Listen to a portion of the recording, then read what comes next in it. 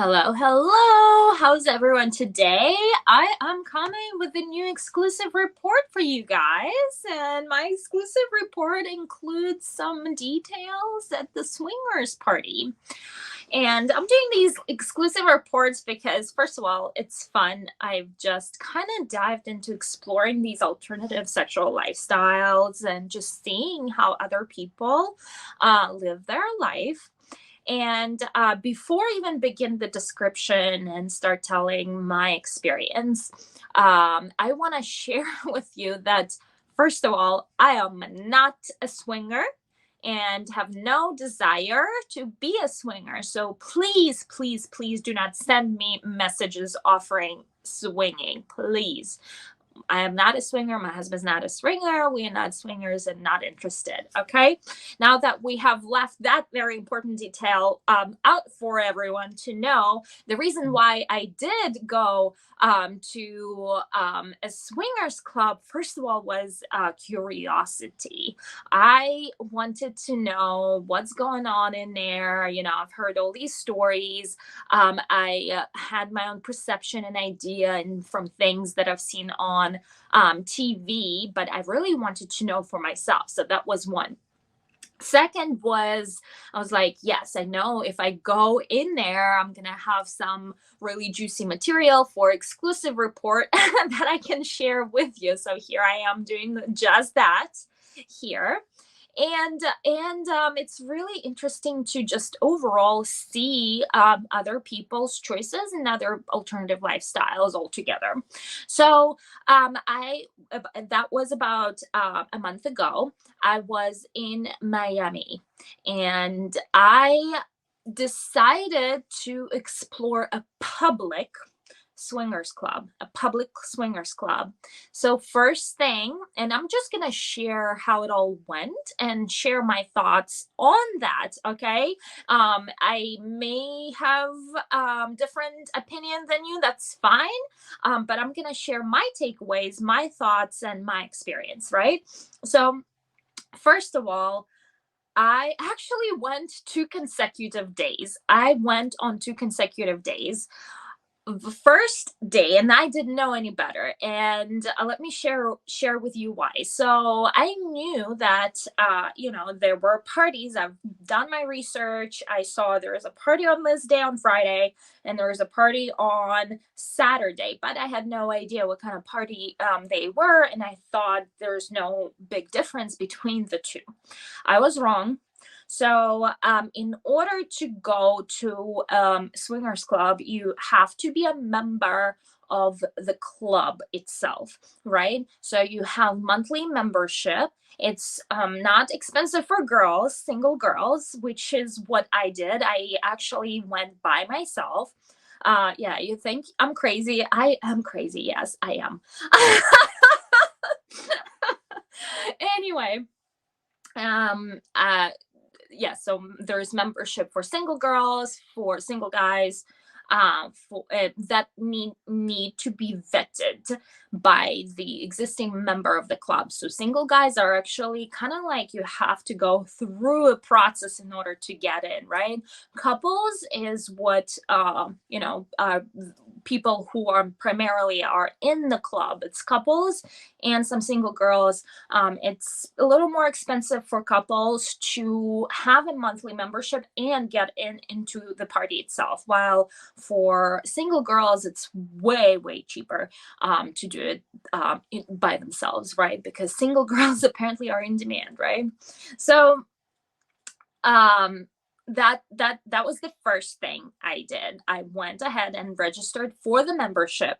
Once I had the membership, I was able to purchase a ticket online to the party. So the club itself, and I went to a club called Miami Velvet, and it's kind of further. I was staying in Miami Beach, and the club is somewhat near airport, so it's about 25-minute driving. And I actually took an Uber, and I had no idea what to expect. I didn't know the rules. I do have people in my circle that are swingers, but we've never actually had like a full-on conversations on the rules and anticipation and expectation and things like that. So I'm just like Dora the Explorer going in there and see what happens, right? So Uber arrives at this like really random black like building, and it's like dark and like it doesn't look like anything. In fact, you're like wondering, where the hell am I? Is it even safe here? Right? It's like so in like some kind of dump of a neighborhood. I'm sorry. I'm sorry, you guys. Anyone who is part of Miami Belt is probably listening is like, what is this girl talking about? Yeah, so that's my impression, right? So anyway, I walk into the door and the bouncer looks at me and she's like, are you at the right place? It's like, yes, I am. So he lets me in. He sees that I've already purchased the ticket. They ask me for my member's name, right? And I go in and they give me a wristband. And since that's my first time there, and everyone is like so friendly and kind of like so high vibe and happy. They're just happy people, right? So they're just sitting there smiling, all happy. And the bouncer tells this other guy to not to like, hey, like go show her around. So my impression was this person was working there, so like since he was asked to show me around, so I'm being shown around. But my first impression, so we walk into the club itself and it's like a club. Another thing, I was really disappointed about finding out that they don't sell alcoholic beverages. Later on, I discovered that it is across all public clubs. Like they're not allowed to serve alcohol beverages. So they literally have juices and like Sprite and Coke at the bar, but you can bring your own alcohol. See, I wish I knew that in advance, because my party would have been way more fun if I had more alcohol in me, right? Anyway, so I didn't know that. So I walk in and there's a bar with a bartender. Then I'm noticing, so first of all, it's like a club. There is some poles, there is music playing, there's DJ playing, there's a bar. First thing I notice, it's so empty. And we are talking, I'm there like 11, I think. 11, no, maybe 10. 10, like after 10, it was after 10, so I kind of was there early, right? And there's no one there, just one other couple at the bar. I was like, why is it so empty? Why is it so empty? I couldn't understand why it was so empty. It was kind of disappointment. I was like, why did why did I like pay the Uber to come here? Like nothing is happening. So I was kind of already upset. I was upset at the fact that there's no alcohol at the bar, because that was my plan. I was just like, I'm there to watch. I'm the voyeur, right? Like I'm there to watch and like see and like be curious about what's going on in those kind of places, right? And it's like, where's my alcohol? Where's my drink? Where is like anything, right? But then there's this guy who is showing me around, and he's like nonstop talking, and he's talking. I'm like trying to get away from him. It's like, oh my God, you are like a little too much, a little too soon, like a little too close. Like, and then I'm seeing all these TVs everywhere. There are TVs everywhere, like above the bar and like in all corners everywhere. And they are streaming porn. They are streaming porn. It's such a bizarre experience for the first time to like walk into the environment where normally you would walk in a bar and there's sports and like on TV and things like that. And it's so bizarre to walk into the environment and all TVs are showing porn. And it's not like it's like some hardcore stuff too. And you're like, oh my God, what is this place? But that made things way more interesting, I guess, right? So this guy, he walks me to the first room and he's showing like, these are the beds, they're preparing for the party tomorrow. Today is empty and like not a lot of people because the main party is happening tomorrow. And I was like, ooh, bummer. I like drove here. I should have arrived like tomorrow, not today. And like I almost kind of felt disappointed at that point. And why did I like put all the effort and arrived on the wrong day? But I was still kind of interested in finding out what's going on, and I like decided, okay, I was actually considering maybe I should leave, right? But I decided, okay, I'll just stay since I made like the drive and the ride here, and we'll see what happens. So moving on, he's going and walking me into the locker room where you grab your towel, and then there's a private room. And the private room has these rooms, some of them semi-private, some of them private rooms, and some of them adjoint rooms, right? So semi-private room had the window like almost like a glass with the big orgy bed. There is no better word, another word I could describe that with.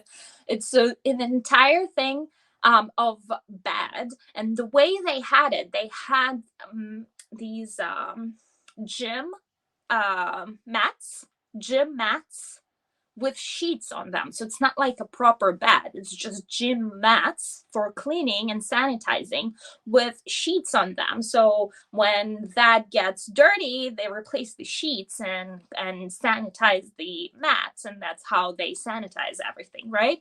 And there is staff that is walking around watching, making sure to exchange sheets after something has been done on them, right? So this first room I walk in, it has this entrance with the big orgy bed on them, in there, right? And a glass. Then he's showing me other rooms, and then there's adjoining rooms with two beds with the glass in between them. They have two completely separate entrances, and you can only see what's going on from one side, and then there's tinted glass on the other side, so they couldn't see that they're being watched, right? Then there are a whole bunch of private rooms where you can go in and lock the door and things like that. So what I didn't realize is that the first night was a single guys night, so that's kind of rather rare thing where single guys were allowed inside the swingers club, right? So basically he showed me around, and and nothing was really happening, and the music was not the right music, so I was kind of starting to kind of think like maybe I should leave, right?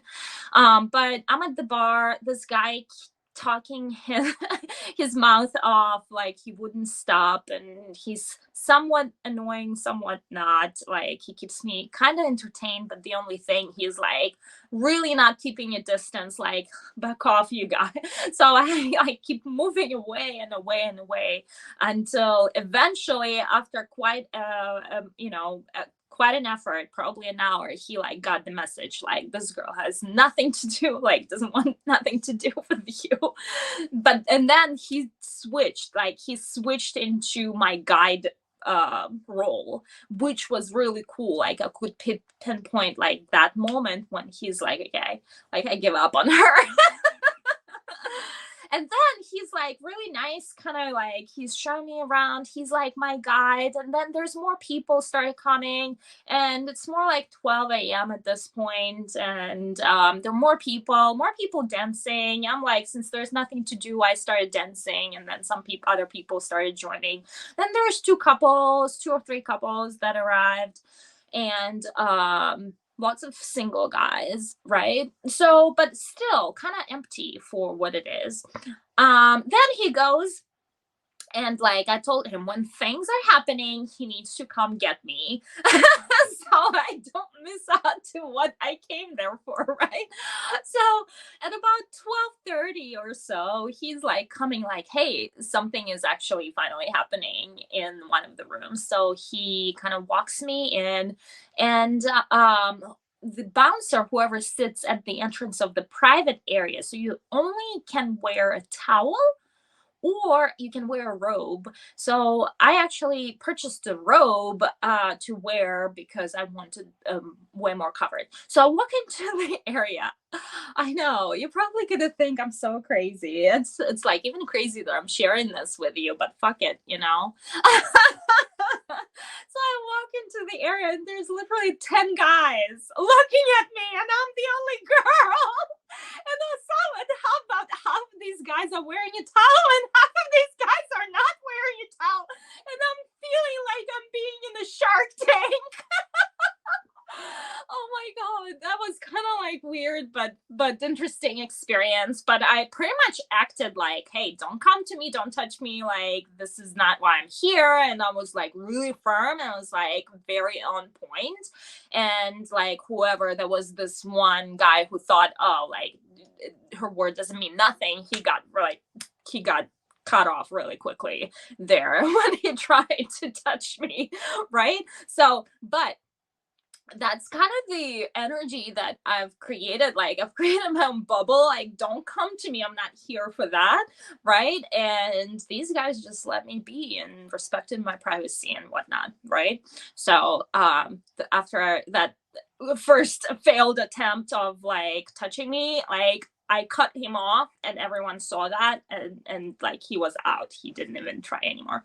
Anyway, when I walked into the private room, I saw a couple through the glass and they were making love, right? And everyone was watching. And so all these single guys, so it was a single guys night, right? They were waiting for their invitation to come in. Now, since that guy who was my guide, let's call him Lee, right? I don't know what his name is. Don't even remember what his name is, but we'll call him Lee, right? Since Lee was with me, he turned into this role of a protector, which is really cool. Like he was my person now. Like he was telling me what's going on. He was telling me like, hey, when you go into the room, you gotta like walk in quickly and shut the door immediately because like 10 other guys will walk right with you into the private room and then you can't do nothing about it. So he was there. He was like standing for me, like, and telling me that kind of stuff. So like that was really awesome to have that kind of person who would actually explain how things work from the insider perspective, because he's a regular there, right? So we walked into so that couple walked into a separate room, the adjoining room, and multiple guys went with them, and they had pretty much an orgy, right? And there's this one girl, and you know, and all these guys, and her partner or husband, I don't know who, what relationship status they have, right? And I am kind of ended up watching through the glass, you know, on the other side, with the door shut, and you know, no one basically present. Like Lee told me, like, stay away, you know, don't go, and you know, like you gotta close the door, shut the door. And he's actually guiding me. He's there with me. He's guiding me, telling me what's going on, how things work, and things like that. Like no, zero attempt to do anything, like zero attempt. I felt very safe, very guided, very protective, simply because I went in with that kind of energy. Now, sanitary, zero.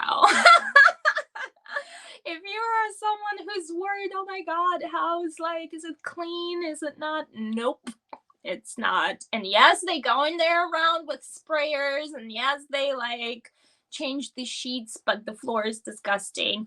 The club itself, and that possibly could be just simply because the club itself is very old and overused, in my opinion, and hasn't been updated. And like I felt very dirty in there, like cleanliness like was missing from me. Like I needed to, you know, I felt that I needed to wear something like under my feet in order um to like not step into stuff, you know what I mean? So like cleanliness, in my opinion, zero. Zero. So if that's something that you're worried about, the fact that people um another question I had asked when I actually went and talked with my group of girls about this was, is it safe to go there? Is it, can I be protected? Like, will people actually attempt to rape me? And the answer is yes, it is safe, but you need to be the one who is acting up and standing up for you, because some people will follow the rules and some people won't, right? So some people will, but there's always bouncers and there's always people you can go and walk and complain and they'll kick that person out. So yes, but if you don't go and complain, they can't do or know what that person may have tried to like invite you into, right? So the answer to that is yes and no, but you have to have a certain level of responsibility, and you have to have certain level of like to say no to things and not be manipulated into something you don't want, which could be hard in that environment. That's the problem. It could be hard because you're being influenced by a lot of people doing crazy things, right? So the reason why I went for the second day, so that was my first night. In fact, I left when they closed, and I think they closed, I think it was 3 a.m. is when they closed, if not 4. No, I think it's 3, and it's at 4 that I was back in my hotel room. And I thought I would be dead tired, and surprisingly, I wasn't. And that was very interesting. I was like, how am I not tired? Like, I usually go to bed at like 11, 12, right? So I wasn't actually tired. So, and that didn't affect me at all, that it was kind of late. Now, the next day, I literally went the next day because I was like, oh my God, I'm going to be missing the big party. And I really wanted to see the big party. And I was kind of felt bummed to not see how the big party is happening. So my first experience and my second experience are like completely opposite, like completely different experiences. My first experience was like, it's very empty, very kind of like there are guys there. It's just a completely different environment. Where my second experience, I walk into the club. Now I know to bring alcohol with me. I'm prepared now, right? I walk into it and it's filled to capacity. There's not even a room to sit anywhere. There's like no room on dance floor. There I have to like fight through the crowd to walk through. And the big like, and people are dancing, like way more people, way more things going on. And it's like, oh my God, is this even the same place? And then the first room that Lee showed me was filled with people, and they were having a foam party. They were having a foam party, which was really fun. Again, if you're looking for sanitary cleanliness, zero sanitary, zero cleanliness. You like stepping all over people. They're like half naked. Some of them making out right in front of you in the foam. Some of them doing naughty things right in there with other people watching. Mostly, so this time it was couples and single girls, right?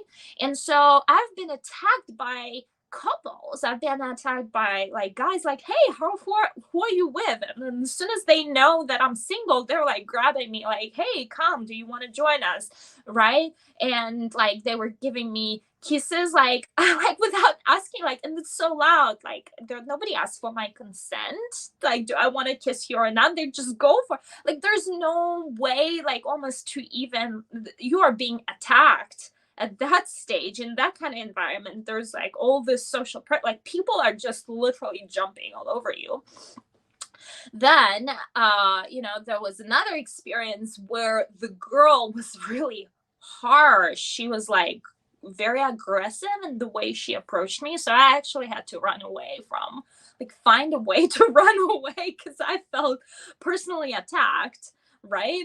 And yeah, but overall the foam party was really fun. The foam room was really fun, right? And then they still had private rooms, and a lot of couples were going inside of private rooms, and if the door was open you were invited. But every time, like, I've maybe walked into 2 or 3, and